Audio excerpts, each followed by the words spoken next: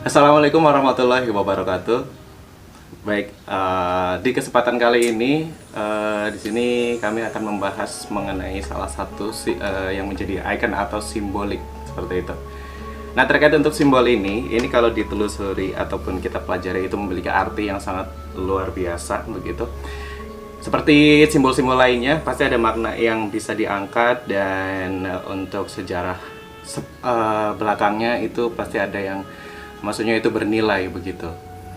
Nah, untuk mengangkat simbol tersebut atau untuk mencari tahu seperti apa simbol pada yang akan kita angkat di tema kali ini. Nah, untuk tema kali ini kami mengusung dengan tema Sekar Jagad. Untuk tema Sekar Jagad seperti yang mungkin kalau kalian lihat di sebelah saja sudah ada Bapak Supangat. Ini memakai kaos di mana kaos ini simbol tentang wisata religi Gondo Arum Sikanco, dimana di salah satu sisinya ini juga salah satu mengusung dengan tema batik Sekar Jagad. Baik, Pak Semangat ini udah siap sekali dengan baju yang dikenakan yang akan kita bahas. Ini pasti memiliki arti seperti itu. Kenapa dalam salah satunya adalah untuk mengusung tema wisata religi tetapi dikaitkan dengan motif batik Sekar Jagad itu begitu. Iya, monggo. Mungkin bisa langsung diceritakan. Kalau kabar pasti karena kita semua di sini udah pasti sehat, jadi nggak perlu basa-basi tanya kabar seperti apa begitu. Baik, monggo Pak. Ya Mas Budi, alhamdulillah pada kesempatan siang hari ini Mas Budi bisa main ke rumah. Alhamdulillah dengan keadaan sehat. Alhamdulillah. Ya. Dan untuk kali ini sesuai pertanyaan dari Mas Budi bahwa kita mau sedikit ngobrol tentang sebuah simbol yang merupakan batik yang dinamai dengan Sekar Jagad. Sekar Jagad. Apakah batik tersebut ada hubungannya dengan wisata religi Gondo Arum atau dengan Eyang Maulana Baribin? Iya. Sesuai yang kita tahu, kita pahami tentang mengenai batik tersebut memang sengaja kita unggah sebagai simbol daripada kaos religi kita, yaitu Gondo Arum, karena masih mempunyai ikatan atau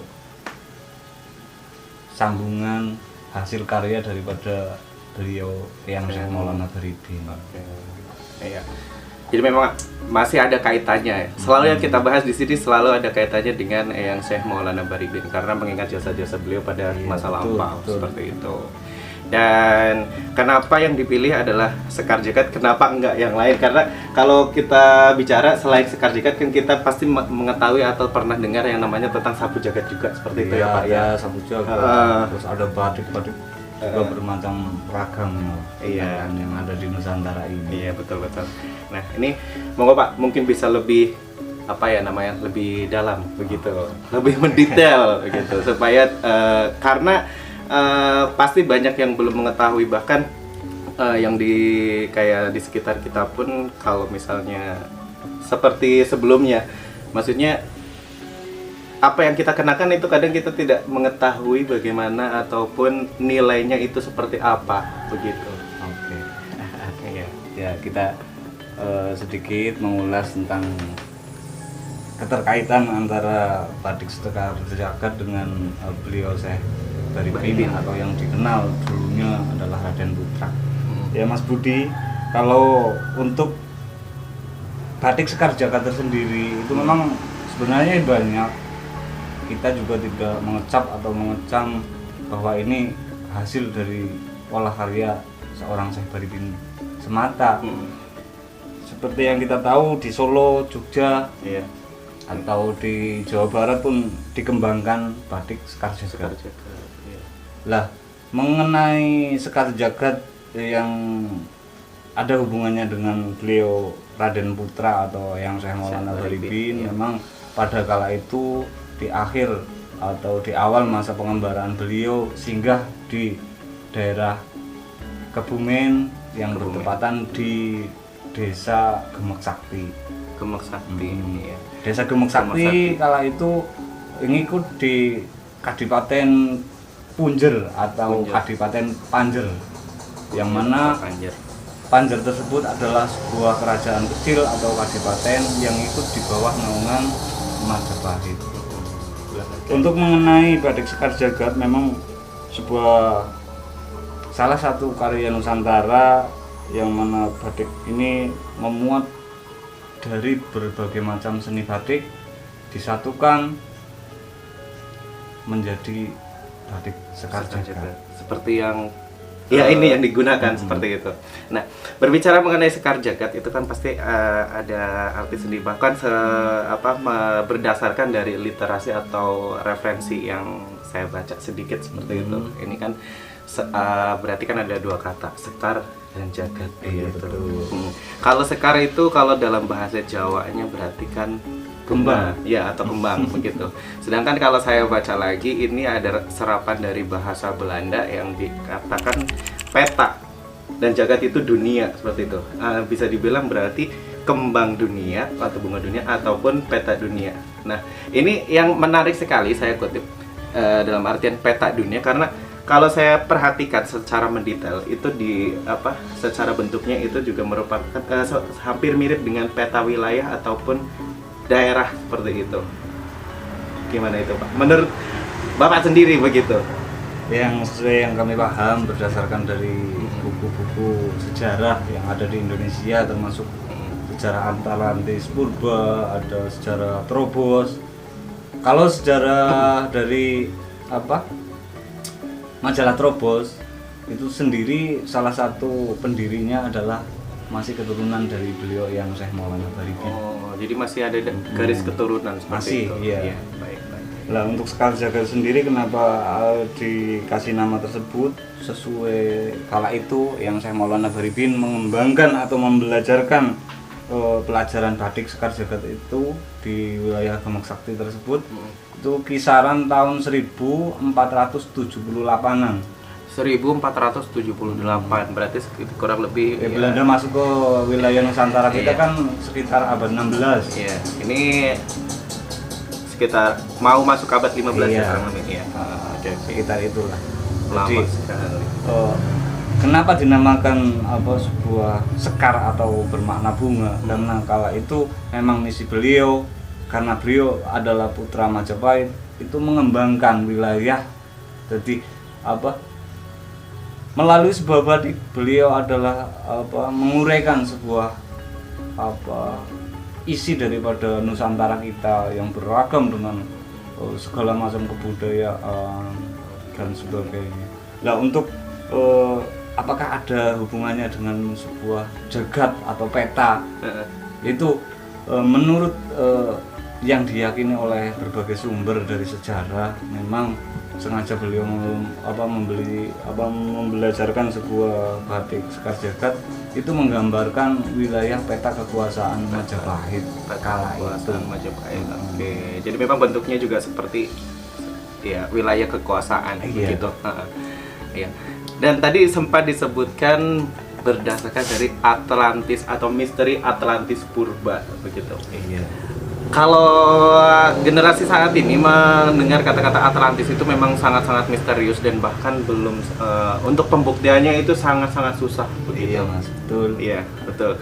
Dan ini apakah ada keterkaitannya dengan Atlantis yang mungkin maksudnya yang terkenal saat-saat ini begitu, dengan cerita-cerita yang konon katanya kan itu Atlantis merupakan suatu daerah yang bisa dibilang itu ya harta karunnya dunia begitu. Ya sedikit kita mengulas ya, kalau untuk menjelaskan atau menguraikan kita belum berani karena kita juga bukan seorang sejarawan atau yang itu. Tapi kita telusuri dalam berbagai buku tentang ilmiah sejarah Nusantara kita, termasuk di buku geografi maupun di sejarah purba, itu ada keterkaitan antara Atlantis dengan Nusantara kita. Iya, betul. Dan karena yang dibahas di sini masih berkaitan dengan Eyang Syekh Maulana Baribin dan Kerajaan Majapahit waktu itu, jadi masih saling berkaitan gitu. Ya kalau memang seperti Anda sebagai tokoh generasi muda bisalah nanti dicari di majalah-majalah purba, itu ada. Kalau Mas Budi pingin coba cari di itu 2 majalah purba tersebut. Iya. Purba dengan geografi. Itu yang dari Belanda. Oke. Ya karena sebagian sejarah kita hilang dibawa oleh Belanda kala itu. Nah, ini yang sangat disayangkan. Nah, untuk tugas kita kalau misalnya peduli dengan sejarah supaya tidak hilang begitu, ini tugas yang cukup ya bisa dibilang berat, bisa dibilang tidak begitu. Nggak berat kalau yang nggak peduli, tapi agak lumayan berat juga untuk mencari, karena mencari sejarah itu dari sepenggal untuk penggabungannya itu untuk menjadikan arti dari sejarah tersebut supaya bisa memaknai lebih dalam arti yang lebih luas dan mengetahui kebenarannya itu sangat-sangat sulit ya, kecuali bagi yang udah ahli begitu. Ya, balik lagi Pak, ini ke Sekar Jagad atau motif-motif dari batik Sekar Jagad ini. Selain dari peta-petanya itu di dalam kan ada warna yang putih kecoklatan begitu, dan sepintas kalau dilihat itu detailnya juga seperti bunga itu. Iya. Ya itu kalau yang putih kecoklatan itu kan menandakan tanah. Oke. Ya, sesuai filosofinya Mhm. bagi mereka yang ahli-ahli batik Mhm. tentunya bisa memaknai sebuah itu. Lalu ini yang guratan-guratan tersebut itu menandakan sebuah isi daripada kultur Nusantara kita, yaitu berbagai etnis, kebudayaan itu dikemas menjadi satu Oke. dalam kesatuan sebuah nilai seni batik kayak gitu. Oke, ini menarik sekali ya. Kalau untuk yang pecinta batik seperti itu, mungkin nanti bisa dicari tentang motif Sekar Jagad tersebut. Boleh lah, Gitu. silakan. Misalnya dikaji, insya Allah Iya. lebih asik, lebih istilahnya mendalam. Iya. Memang sengaja kita masukkan ke wisata religi kita karena sebagai bentuk penghormatan ke beliau, karena beliau salah satu yang membelajarkan sebuah pengalaman batik. Walaupun untuk putra wilayah Sikancos ini memang nggak ada yang kenal atau Iya. mengenal sejauh itu memang. Oke, baik. Ya, jadi ternyata yang Syekh Baribin ini selain dengan istilahnya religinya, tetapi ini juga peduli dengan seni budayanya Ya, pasti, iya, ini sebagai bukti yang ada itu, ya itu tadi mengenai batik dengan motif Sekar Jagad ini. Ya, karena Ya. beliau adalah seorang petinggi Iya. negara kala itu, walaupun zamannya raja, Iya, tapi betul, beliau seorang negarawan, juga seorang alim yang sangat luar biasa bijaksananya. Ya, jadi banggalah dengan batik. Insya Allah. Gitu. Ya, baik, itu sedikit perbincangan kita ya Pak ya mengenai Sekar Jagad atau batik Sekar Jagad ini. Yang perlu kami garis bawahi bahwa di sini kami tidak menggurui seperti itu, tapi di sini kita berbincang sama-sama mencari Belajar, tahu Mas. begitu, sama-sama mencari tahu. Kami tidak menggurui, mungkin di luar sana takutnya Pak begitu. Wah, ini kok begini begitu Iya, gitu. yang namanya Iya. secara biasa ada Iya. kontraversi. Iya, betul, Ya, betul. karena butuh seorang ahli, bahkan yang memang mengetahui keahlian tersebut adalah orang-orang tertentu yang memang belajar di perkuliahan tertentu. Iya, tentunya. betul. Jadi sekali lagi ini tidak ada maksud untuk menggurui, tetapi dengan kami harap dengan perbincangan ini bisa mengambil makna-makna yang baik atau yang memang baik ya diambil. Kalau misalkan ada yang salah, mohon dikoreksi seperti itu. Baik, cukup sekian ya Pak ya. Iya. Perbincangan kita kali ini. Terima kasih. Wassalamualaikum warahmatullahi wabarakatuh.